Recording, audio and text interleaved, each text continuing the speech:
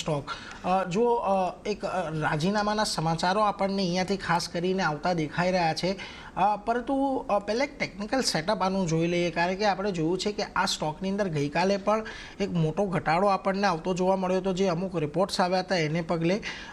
રાહુલજી, અહીંયા જુઓ 2345ની આજુબાજુ અને ખાસા એવા નીચલા સ્તર પર સ્ટોક આપણને અત્યારે કામકાજ કરતો દેખાઈ રહ્યો છે.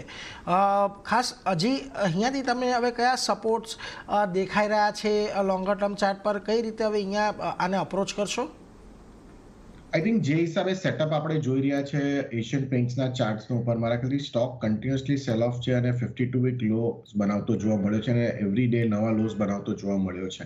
પણ જે હિસાબે સેટઅપ અત્યારે લાગી રહ્યું છે, મને લાગે છે કે 2295 એ આસપાસ મારા ખ્યાલથી સપોર્ટ આવવો જોઈએ સ્ટોકના અંદર. મારા ખ્યાલથી એકવાર ત્યાં આગળ રિસ્પેક્ટ કરવો જોઈએ એમ, કારણ કે તમે જુઓ તો કન્ટિન્યુઅસલી જે હિસાબે 30% જેવો પર્સન્ટેજ ટર્મ્સમાં સેલ ઓફ જોવા મળ્યો છે એશિયન પેઇન્ટ્સના ચાર્ટ્સના અંદર. તો આઈ થિંક 2295ની સ્ટોપ લોસ મારા ખ્યાલથી હોલ્ડ થવું જોઈએ ત્યાં આગળ.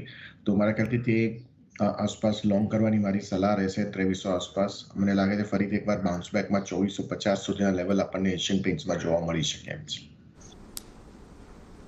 એટલે 2295નું લેવલ જે છે એ થોડુંક વોચઆઉટ કરવાનું છે, એટલે એ તરફનો ઘટાડો આવે છે, 2300ની આજુબાજુ આવે છે. તો એક નીચલા સ્તરેથી ખરીદારીની અત્યારે ભલામણ, પરંતુ હજી અહીંયાથી થોડો ઘણો ઘટાડો આપણને વધતો જોવા મળી શકે છે આજના દિવસમાં.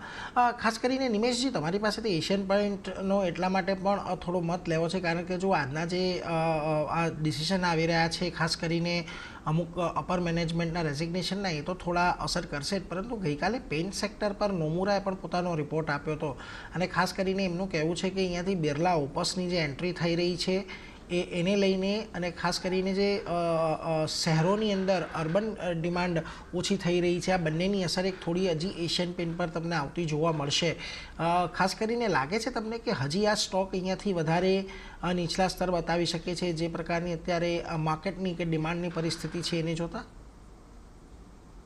એઝ એ પેઇન્ટ ઇન્ડસ્ટ્રી આપણે જોઈએ તો છેલ્લા 3 વર્ષથી આ ક્યાંક ને ક્યાંક એક થોડી સ્ટ્રગલ કરી રહી છે. અને મારું માનવું છે કે ડિમાન્ડ જે છે એ સ્લોડાઉનનો ભાગ છે. પર્ટિક્યુલરલી હવે 2 ફેક્ટર છે અહીંથી. તમે જુઓ તો અર્બન કન્ઝમ્પશનમાં ક્યાંક ને ક્યાંક સ્લોડાઉન આવી રહ્યું છે, પરંતુ સાથે સાથે રૂરલ કન્ઝમ્પશન જે છે એની અંદર પણ એક વધારો થતો જોવા મળી રહ્યો છે. ટાયર 2, ટાયર 3 સિટીઝ જે છે ત્યાં ડિમાન્ડ જે છે એ ગ્રેજ્યુઅલી વધી રહી છે. અને મોસ્ટ ઇમ્પોર્ટન્ટ કે અત્યારે આપણે જે ક્રૂડ ઓઇલના પ્રાઇસ જે $70 આસપાસ જોઈ રહ્યા છે, એને હિસાબે એક માર્જિન ઉપરનું પ્રેશર જે પાછલા વર્ષે હતું એમાં ક્યાંક ને ક્યાંક જે છે એ થોડી રાહત છે કંપની માટે. સેકન્ડ થિંગ, તમે જુઓ તો જે પ્રમાણે ડિમાન્ડ કંપનીએ પાછલા 6 મહિનાની અંદર આઈ થિંક 3 વખત પ્રાઇસ હાઇક કર્યા છે.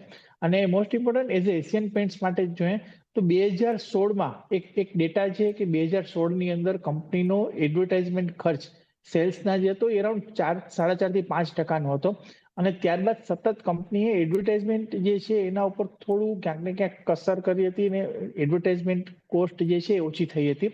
હવે કંપનીનું જે કંઈ પણ મેનેજમેન્ટ છે ને પાછલા વર્ષથી કંપનીએ એડવર્ટાઇઝમેન્ટ પણ વધારવાનું ચાલુ કર્યું છે, માર્કેટિંગ વધારે કરવાનું ચાલુ કર્યું છે, અને એ અત્યારે ઓલમોસ્ટ 3.5 થી 4%ની આસપાસનો એઝ એ ટોટલ રેવન્યુના ખર્ચ એડવર્ટાઇઝમેન્ટ તરફ કંપની કરી રહી છે, અને આગળ જતા એ પણ વધશે.